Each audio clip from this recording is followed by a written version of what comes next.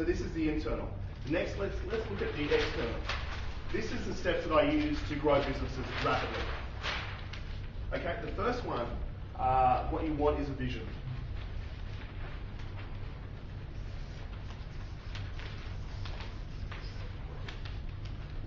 First step is a vision. Now what I say is go big picture. Start off big picture and then work backwards. So my suggestion is that you do a 3 to 5 year vision of where you want your business to be. And you do it from different perceptual decisions. You do it from your perception and also you do it from your customer's perception. And so how you do that is you imagine there's an article written in the BRW about your company. What are people saying about your company? So you don't want to spend too much detail. You don't want to have like a 50-page, vision and all that stuff. It's like a 1-page vision. It's really, really quick. See, a lot of people get stuck in the vision. Does anyone notice that? Really, we want to get this vision, so we're opening up the blinkers, and then we just want to let it go. Okay? So big picture, 3 to 5 years. What do you want to do with your business? What's the profit? How many staff do you have? Have you franchised it, licensed it? Has it gone national, international? What does it look like? What does it look like? What does it feel like? All of these types of things. You do this really, really quick. Okay?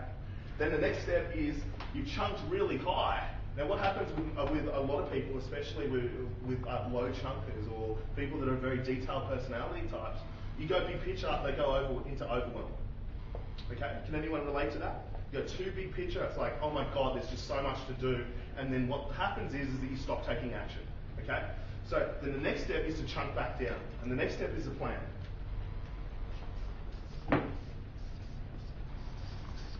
And the plan is really quick. The plan is just going back the other way, which is here I am 5 years, 3 years. Where do I need to be for? Year 4. Year 4, year 3, year 2, year 1, and 6 months, 3 months. And you do it very, very quick. It's on 1 page. Okay? What that does is it chunks you back down to where you are now, and then gives you a new strategy or strategic point to start focusing on.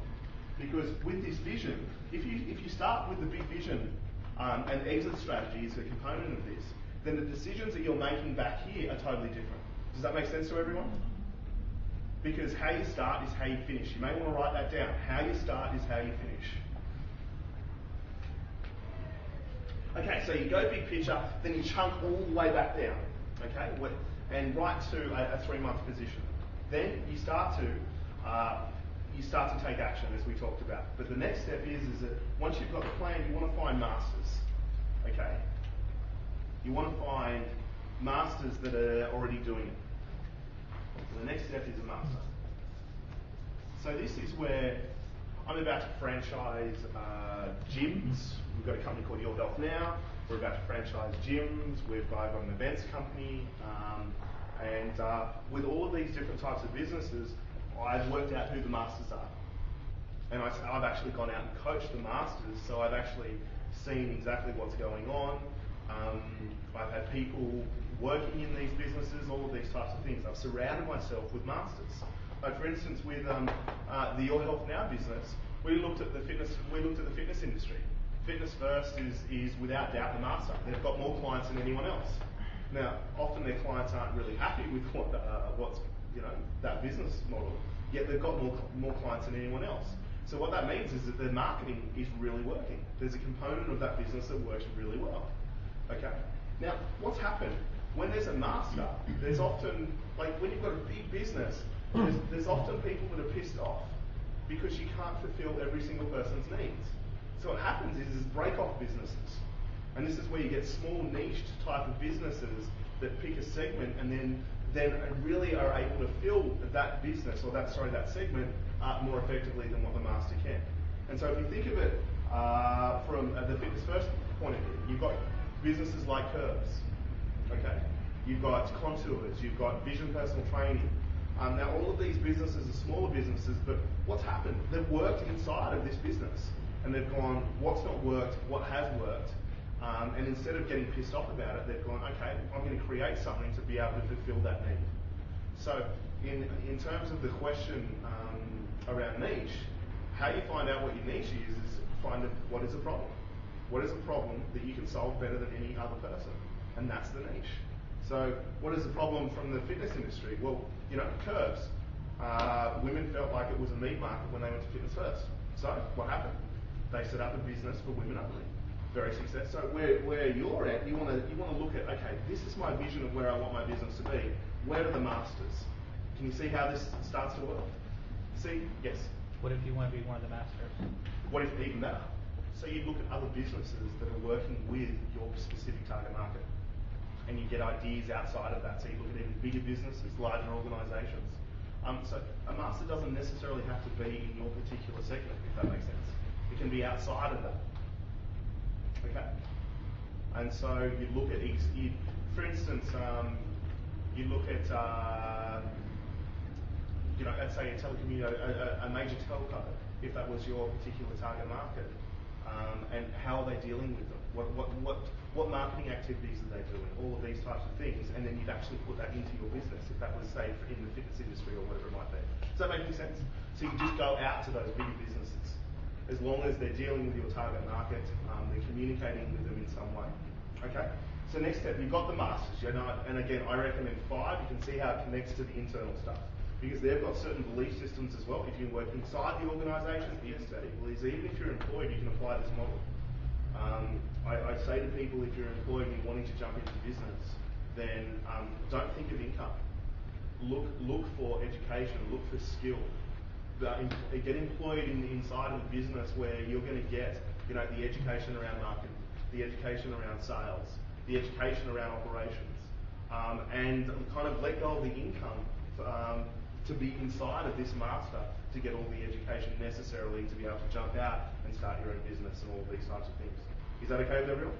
Now, once you've been inside the master, or if you've surrounded yourself with the masters, it's going to give you a huge amount of information, especially problems that are potentially happening in that marketplace. So the next step is creating a niche.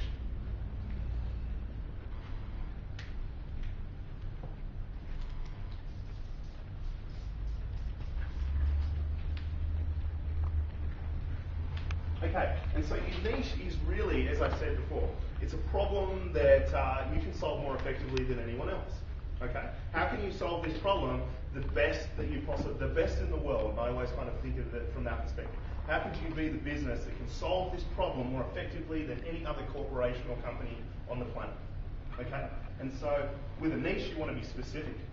A lot of people, when it comes to niches, or businesses when it comes to niches, you assume. A lot of companies assume to know what their customers want, or assume to know what their customers' problems are. Now, the challenging thing is that you probably haven't been a customer in that type of business for a long time, so you've got a different mindset. And so the marketing copy that you write, how you communicate, is probably going to be different. And this is really where market research starts to come in, and really taking the language of your customers and how they represent the problem. Okay? And then once you're really clear on that, you can then start communicating your niche in those particular channels, and you'll actually start to see the results. Okay? Once you've got a niche, the next step is to create a system.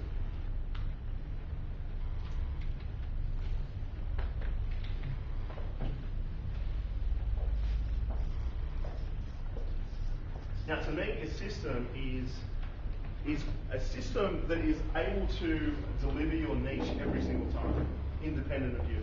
So you want to have a system around your marketing. You want to have a system around your sales. You want to have a system around your operations. You want to have a system around admin and finance. One of the biggest challenges that I find with small business is they don't have a system. And the telltale sign of a system is if you've got one employee that is doing so many different tasks, so many different roles, and they don't even have a role description, but they're doing absolutely everything. There's no training mechanism, so if that person leaves, then guess what? The company's in chaos. And so time has to be spent at a small business level in developing a consistent system. Now, with a system, you need to be able to measure it. You need to apply data to that system. Okay? So you need to be able to measure it every single time, which then tells you that this system's working or it's not, or whatever it may be. Okay? Once you've got a system, then you're wanting to put a team in place. So the next step is a team. I'm running out of room here. So a team. Now, one of the challenges is when it comes to team, and this is probably going to answer someone else's question here. Team is really, really interesting. Often the first person that you attract in your organisation is the wrong person. Okay? And they create chaos. When you first start your small business, they're often, in my experience from coaching thousands of businesses and all of that type of thing, often the first person you attract is the wrong person. Okay? And you get this person in and they create chaos, they're not productive or whatever it may be, but they give you the most valuable lesson. Okay? They help you get even clearer on who you actually want to employ. So you work out all the things that they didn't do and the challenges, you look at their values, and then you start to create a profile of the type of person that you want in that position. There's a great book, you guys, if you can grab it, read it. I think it's one of the best business books out there. It's by Jim Collins. It's From Good to Great. Such a great book. And with all my business coaching, I'm modelling off that. And Jim Collins talks about that you want really high achievers. You want really, really high achievers. You want profiled people. One of the things I do with business consulting is that I profile a person's unconscious mind. So we work out pessimism versus optimism. And so we then benchmark. If it's a medium-sized organisation, we'll go and benchmark the top performer, and then we'll only employ people that match their profile at an unconscious level. Okay? This is how you find the people that just start to, the person that's working in the warehouse that ends up being the general manager. And so, from a team point of view, you want a high achieving team. You want to pay a little bit more. If you're a small business, if you can pay a little bit more for a high achiever, guess what? They're self-driven. You don't have to manage them as much. So you save costs on management because they're self-driven. As long as you give them a system, clear outlines, and you compensate them in the right way, they'll actually produce probably what 2 people could or 3 people could. Does everyone agree with me? So it's worth that extra little cash flow challenge if you can. Find the right person, find the high achiever, and your business will really start to grow. Now, for some people, this isn't a fast growth phase. Like, it's a slower growth phase because you've got to find the right people, you've got to test the system. But what happens is you're building a really strong foundation. And with this foundation, your business is going to have long-term, steady, structured growth. Is that okay with everyone? So once you've got the team, you then want to work on the next step, which is the energy. So you've heard me talk about energy a number of times tonight. I'll just go over this so I run out of room.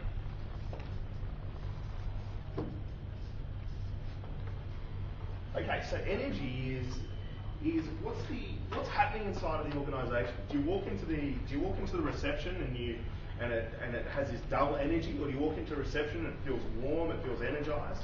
What's happening with everyone in your team? Are they motivated? Are they passionate? Or are they walking around with frowns on their face? As I said before, a great book is Richard Branson's Losing My Virginity. That guy has such an incredible energy in his organisations. He doesn't even pay his team that much, but what he's done is he's created this fun, adventurous, motivating environment, which then attracts really high performers. And this is really what I believe that you want to create inside of your organisation, if you can, is an incredible energy. Once you've got an incredible energy inside, and what that means is that your team's getting what they want. They're actually getting what they want. You've spent the time to work out at a core level what they want and to deliver that from an organisational point of view. Once you've got the energy, then you can start to jump out of the business. And this is where I kind of say, after the energy component, the last one is you become the entrepreneur. And the entrepreneur is where you can have multiple businesses. So you look at Branson, 211 businesses. Why has he got 211 businesses? Because he got the energy right in his businesses. Okay? When you haven't got the energy right, you have to jump back down in here, and you have to become part. You get stuck back into the details and micromanaging and all of these types of things.